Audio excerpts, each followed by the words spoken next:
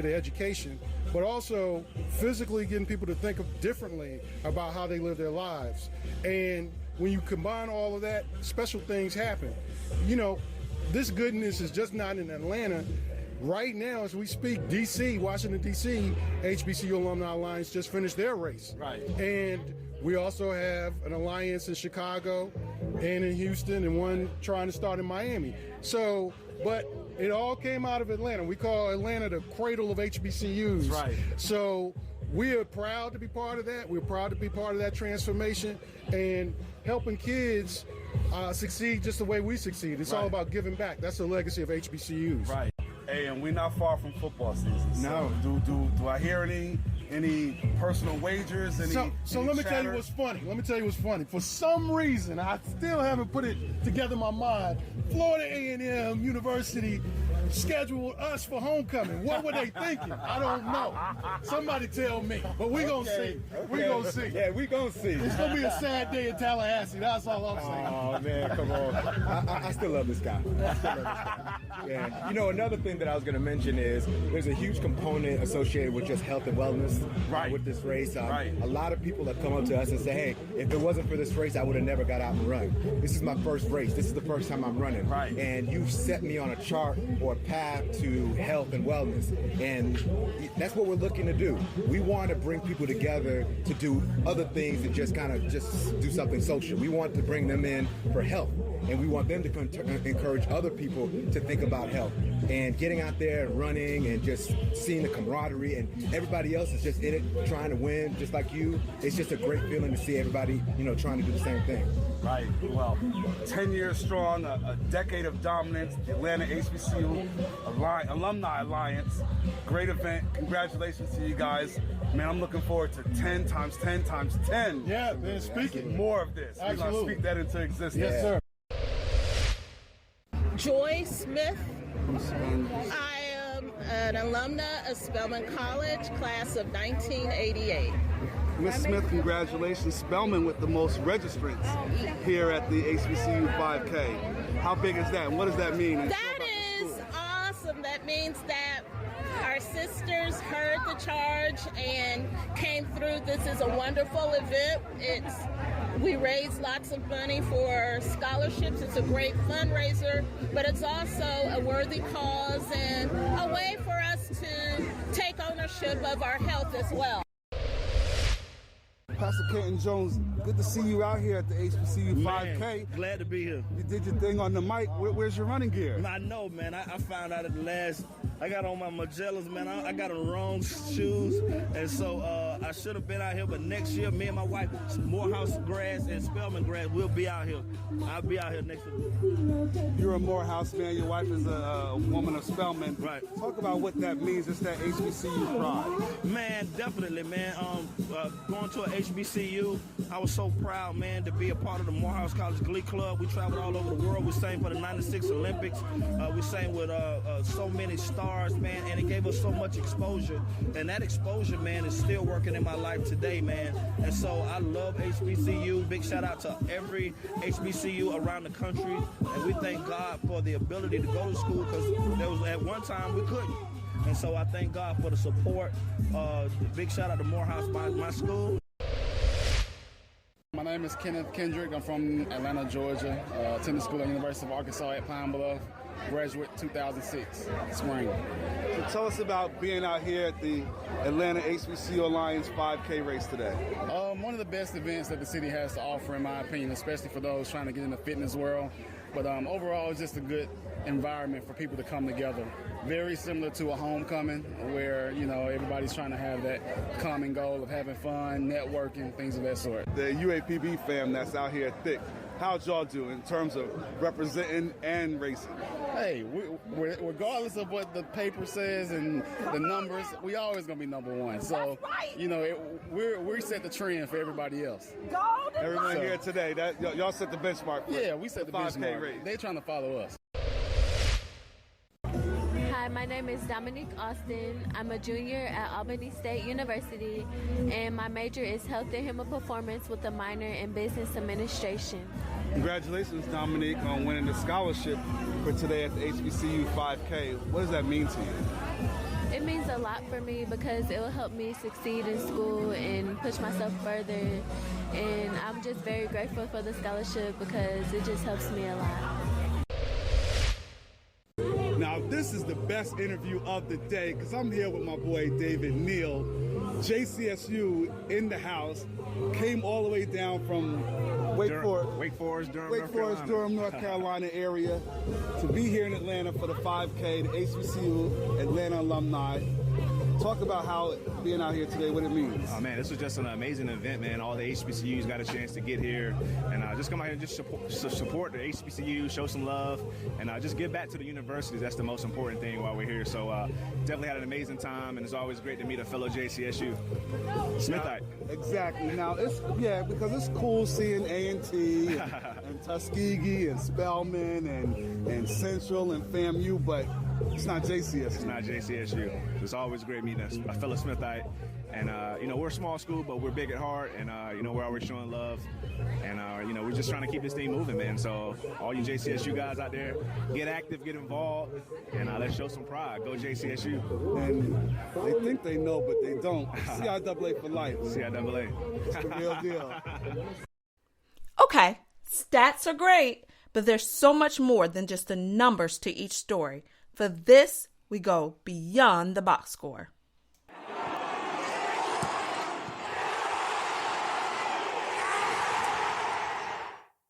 We love baseball.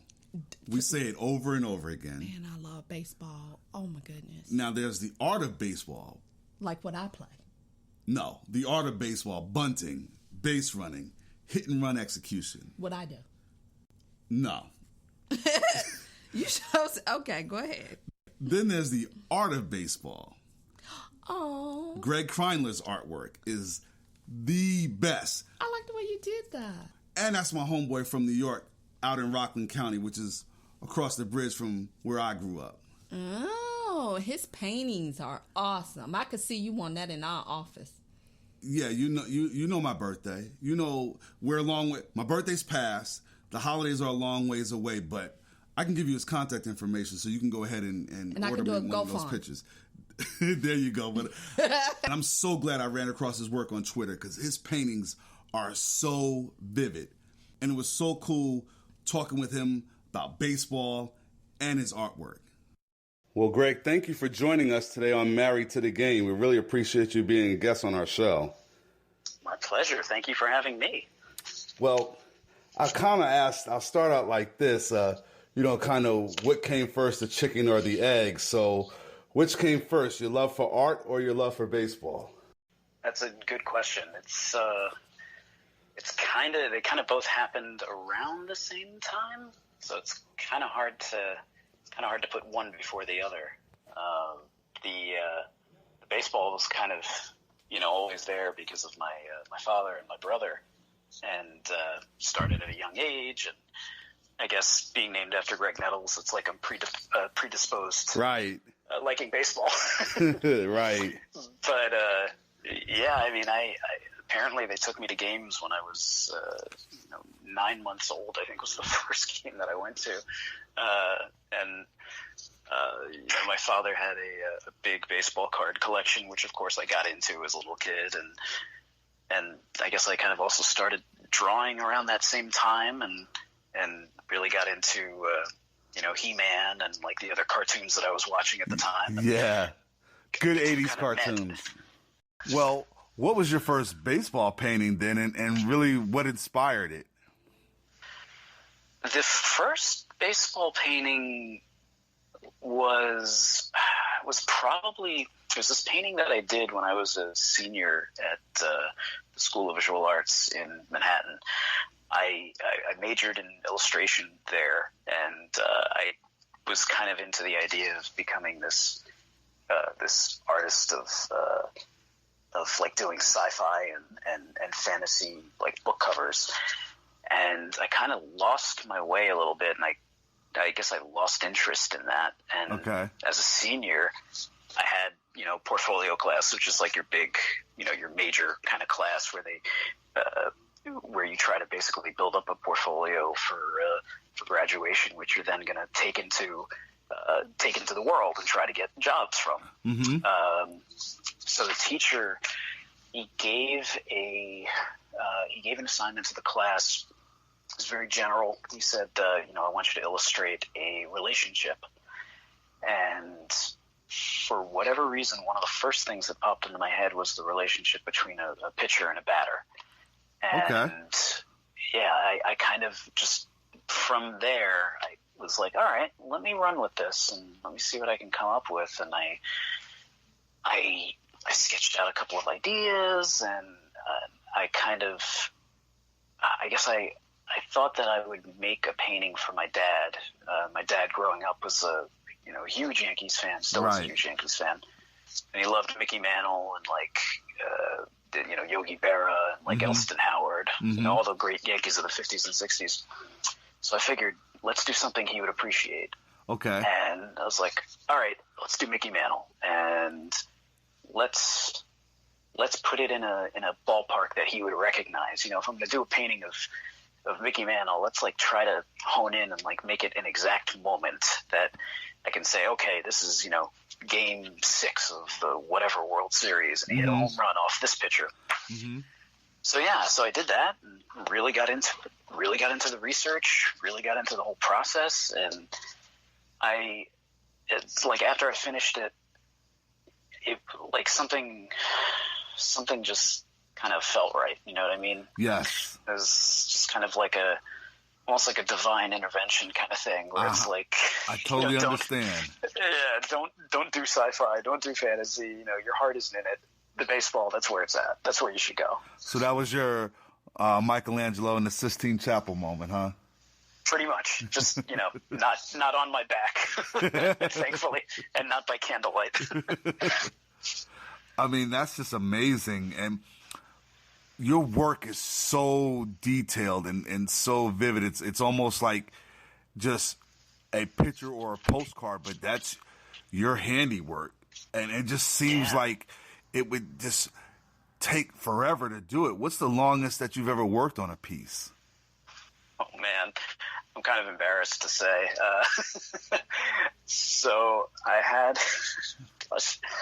a client who is very, also like a lot of my clients, he's a very big Yankees fan. Right. And he's really into the 1927 Yankees. And of course.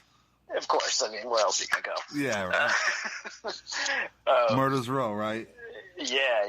It's like he ate, slept, and breathed it. And, he had tons of pieces in his collection that were related to that team. And he decided he wanted me to do a painting of the entire team. Oh, my goodness. Was great. It's a monumental kind of task. Right. So this was in 2009. And I'm not even exaggerating. I delivered it to him this past Christmas. So, we're talking, I think he commissioned it in December of 2009, and he got it in December of 2017. I mean, but in fairness, that's an entire roster. It's not like it's one player. Yeah, no. It was a huge painting. There are 31 main figures in it, 30 of whom are wearing, pinstripes, and you have pinstripes kind of undulating in space, right, and folding, and he wouldn't want you have him in the road uniforms with just the solid gray. You got to get the Yankee pinstripes. Oh, but I wish could have chopped some time off of that. But yeah, in addition to that, you have the stadium architecture in the background, so you have things that need to be, straight lines and proper angles. Yes. And then the crowd behind him. So they're 100 ancillary characters in the back, and I had to get it all in. And I'll put it out there, I didn't work diligently on it for those 7 years. I'm sorry, it's 2016 that he got it, not 2017. Okay. Yeah. I didn't work super diligently day in, day out of just working on that thing. It wasn't a straight shot, because then I would have lost my mind. But he was very patient, and